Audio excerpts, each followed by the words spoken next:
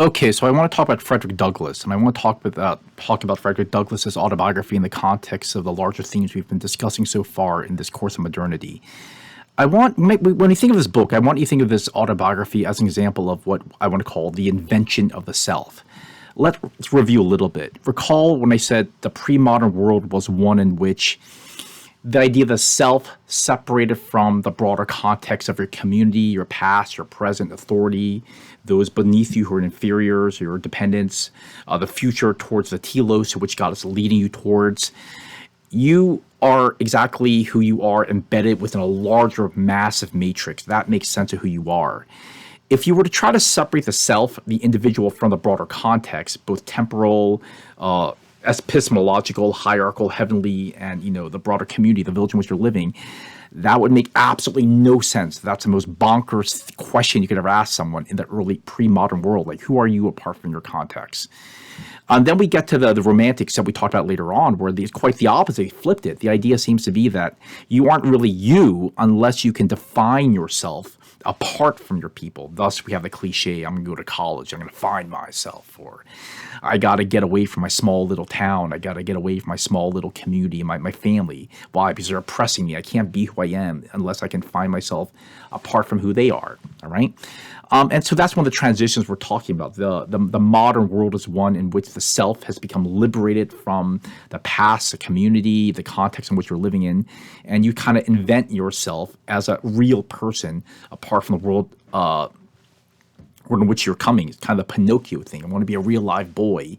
But Pinocchio can only become a real life boy once he leaves Papa Geppetto and goes on his adventures, and then he becomes a real life person, what you might call a self-actualized person.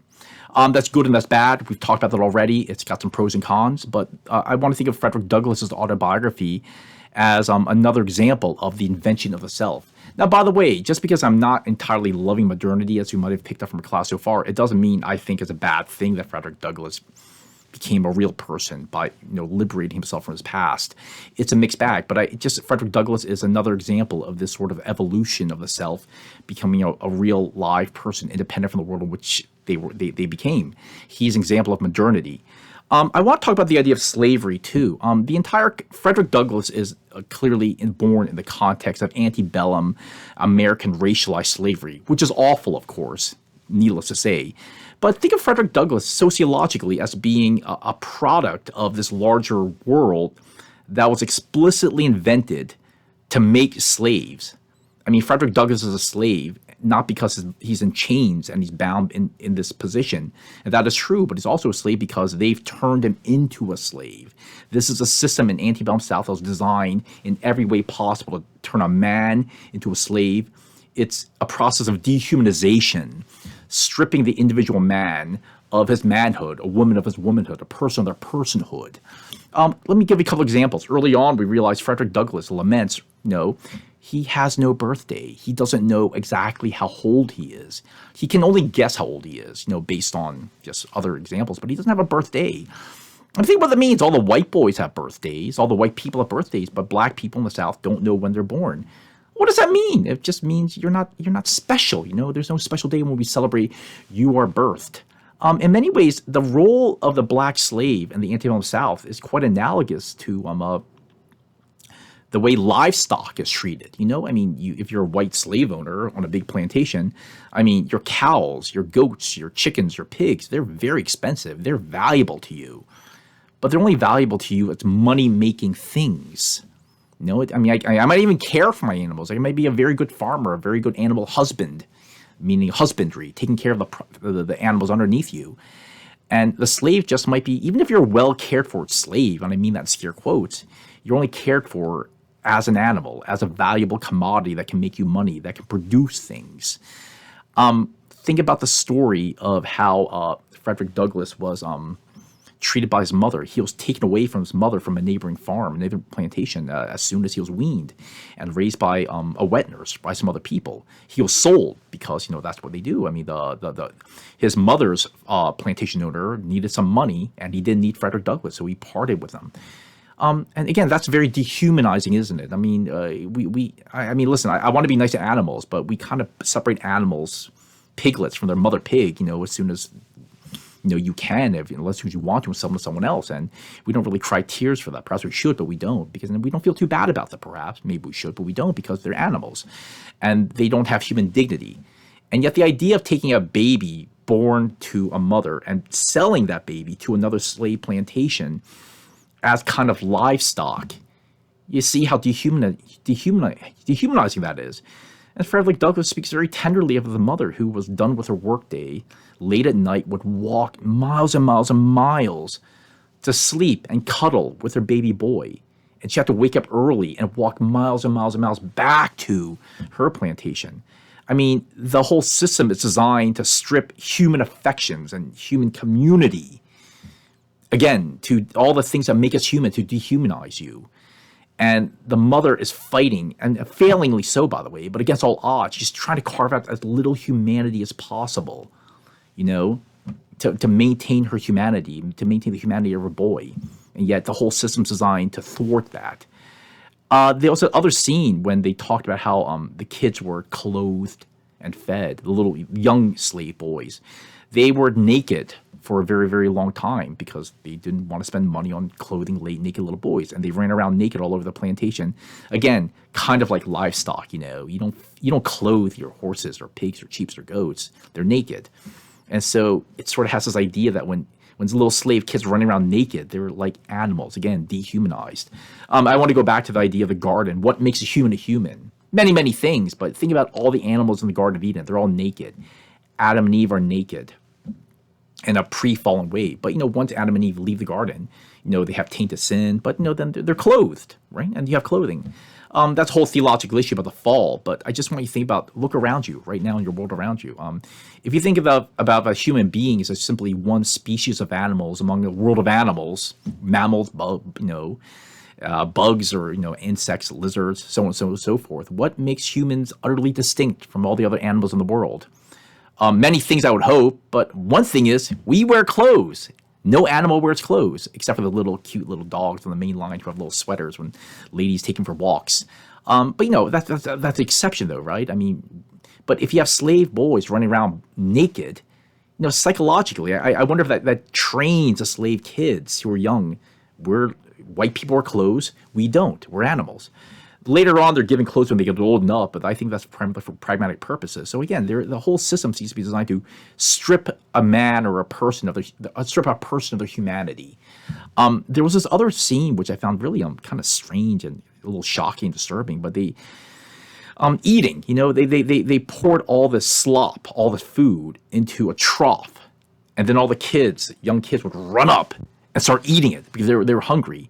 But the way they ate food, the way Frederick Douglass describes how these little kids were eating food, with no silverware, by the way, just with their hands and just their mouth in a trough, in a common trough. What does that remind you of? Again, I didn't grow up on a farm, but I've seen enough, I visited farms. It's like pigs eating out of a common trough. So their clothing, no birthday, no family relationships are disposable, and you can break them all up and move them from here to there and there. Eating, like an animal, naked. These are all designed to strip the person of their humanity. And Frederick Douglass is growing up in this world, being stripped of his humanity. Let me jump to another scene. There was that one scene that traumatized young Frederick, and it should have traumatized any of us. There was an attractive slave woman, a black woman, and the masters did not want her flirting, if you will, or being nice. They kind of wanted that girl to himself, but she was caught flirting or making, affectionate, romantic gestures towards another slave. And the master got so mad, he chained her up by her arms on a big hook from the ceiling. And Frederick Douglass was watching this and didn't know he was supposed to be there. And, he strips her down to her waist and he whips her bloody raw till blood is just pouring out. I think there's something, whipping is just a form of torture and abuse, but, again, I think there's something dehumanizing. What do we whip, not that you would, but what humans whip? I think, they would whip animals, right? To make a horse run faster. And the idea of whipping a human being, they're whipping this person far worse than you would ever whip a horse, right? And there's something about this ownership, like this white man showing this black woman, I have power over you. I control your life. I could kill you or I could let you live. It's really all up to me. And I have total dominion and power over your body. Again, that seems to be the way a human being might own an animal, have dominion over the life of that person.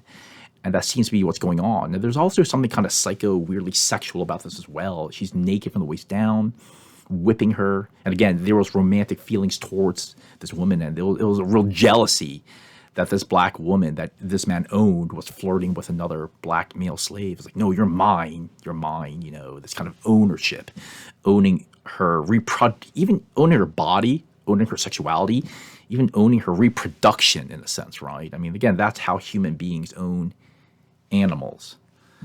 Again, so all this is designed in a whole system to make the individual slave feel like they're not human. So I want to think about, how does Frederick Douglass break out of this system? I mean, so again, there's a narrative structure here. Frederick Douglass starts out as being a being that's been stripped of his whole humanity, living in a slave system. And by the end of the book, he would say he is a man, a human being. This is a narrative structure, a narrative story about how you go from being dehumanized to humanized in spite of the structures that create the dehumanization. How does he do this? Well, I want to think about a couple things. There is a key moment where there's a slave breaker named Covey, if you recall, right? And Covey is a dominating man whose literal job is to break the will of slaves.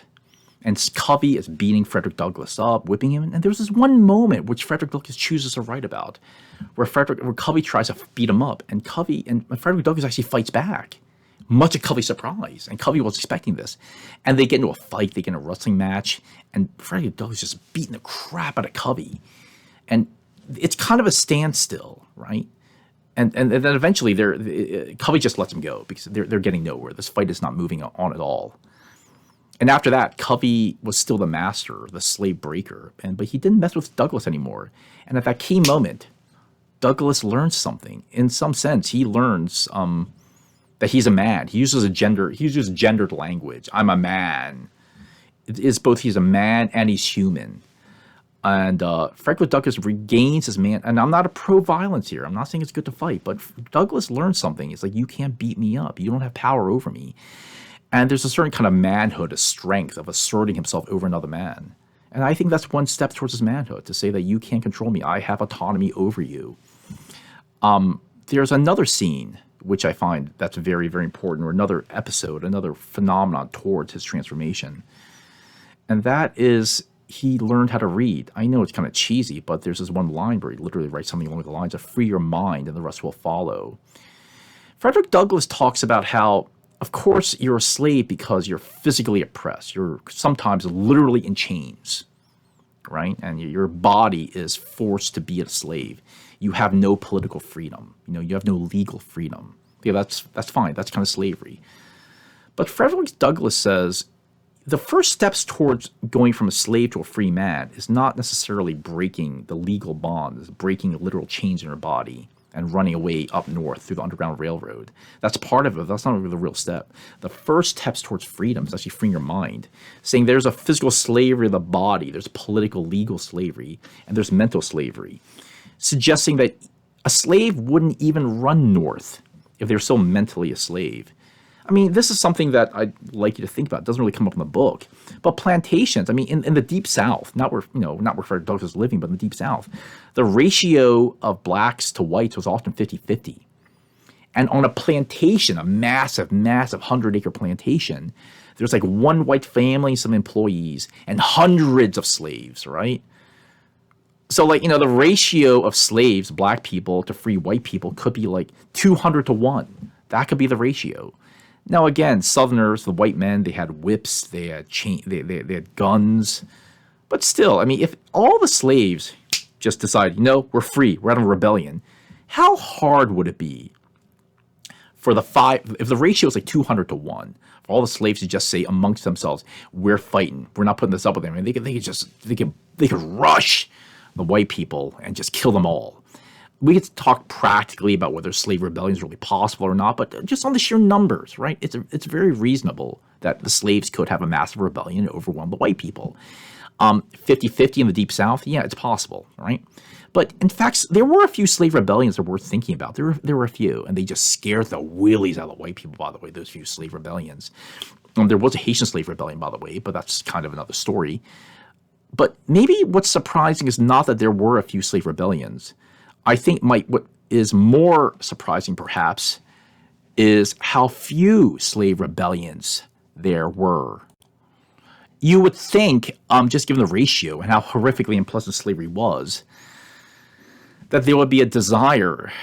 There should be many, many slave rebellions. And why weren't there many, many slave rebellions? Well, in fact, you could say it was a genius. And I mean this in a twisted way. I'm not praising this, but it was an entire system that taught these slaves through a sociological process of, indoctrination that you are a slave.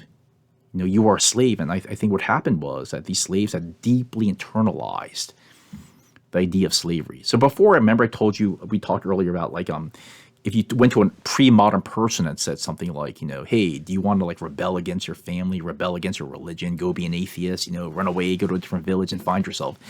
They would have looked at you like, does not compute. What are you talking about? Why would how does the idea of I don't exist apart from my community?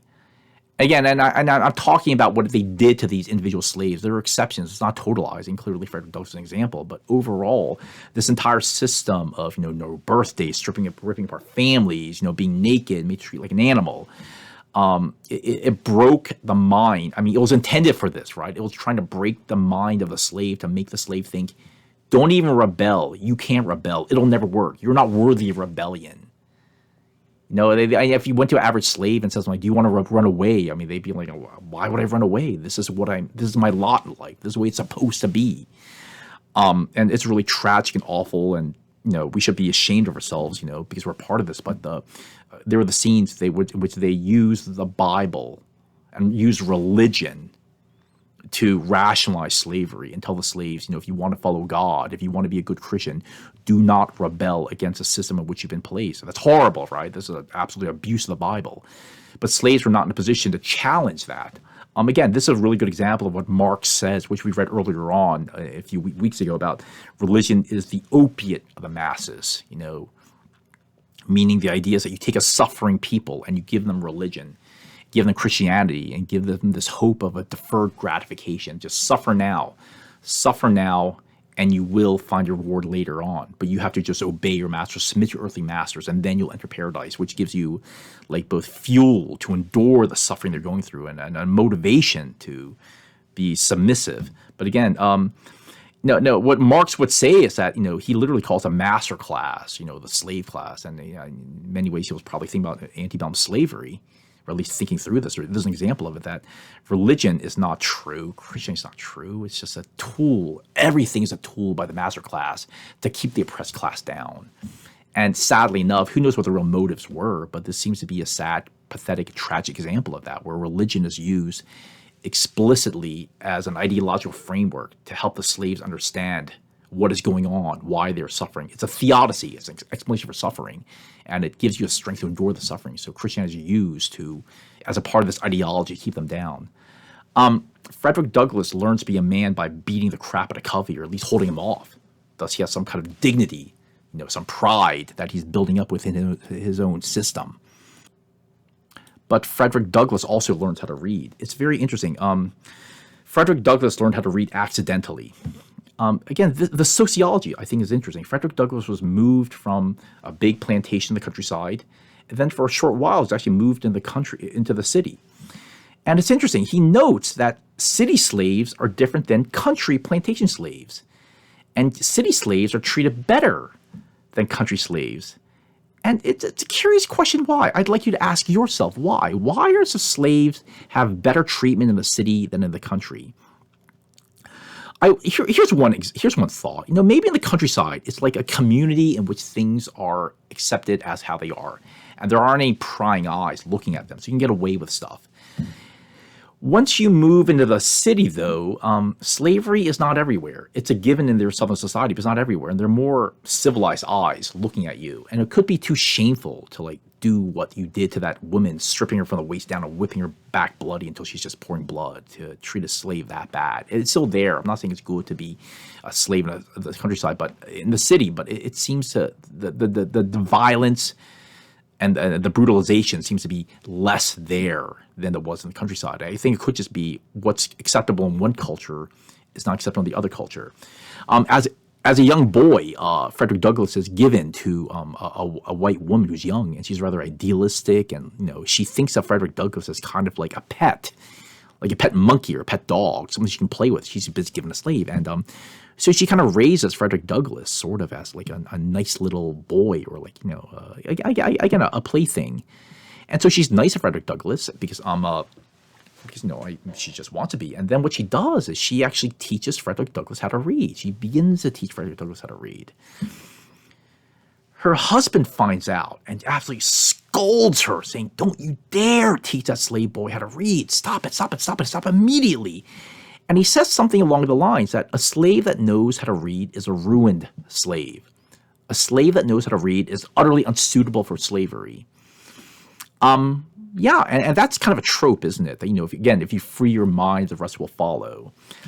And so she does that. And then after a while, though, her own attitude towards Frederick Douglass shifts and changes. It goes from kindness and tenderness and sort of a doting, adoration as a cute little pet, to one of scorn. And I think what's going on, which is notable, is that, she one could argue that what Frederick Douglass is saying is that we are not naturally inclined. Slavery is not a natural thing. We are not naturally inclined to treat each other so brutally. She sees Frederick Douglass as a human. There's really human sympathy, and it's hard to treat another human being with such brutality. But by her husband's force, she learned to dehumanize Frederick Douglass and not like him anymore, not see him as a human. And once you can do that, then you can do awful things to him. And so she stopped teaching him how to read, and her attitude shifted. But Frederick Douglass had a taste of an education, okay? And I think that's really interesting. And so what he then does, he has this, it's actually kind of funny. I think it's tend to be funny. He has this crafty way of like tricking other white boys into teaching him how to read. He'd make bets with them, and they would show him how to read. And eventually he learned how to read. And in many ways, he talked about how his heart just dropped. He got deeply sad in a very touching and beautiful and fascinating moment of self-realization. He started reading classical texts. And this is a question: what can the liberal arts or classical education do for you? The kind of education I'm doing right now. He starts learning about freedom, liberty, and human dignity. And then once he learned about freedom, human dignity, he realized that he was a slave. So I think that's interesting. He did not know he was a slave until he learned what it meant to not be a slave. And he got that through education. And once he learned that, it was almost impossible to go back to be content as a slave, and that was ruined it. And then so that woman's husband, they were right. A slave that knows how to read is a ruined slave. Once your mind expands, then you will know you're a slave.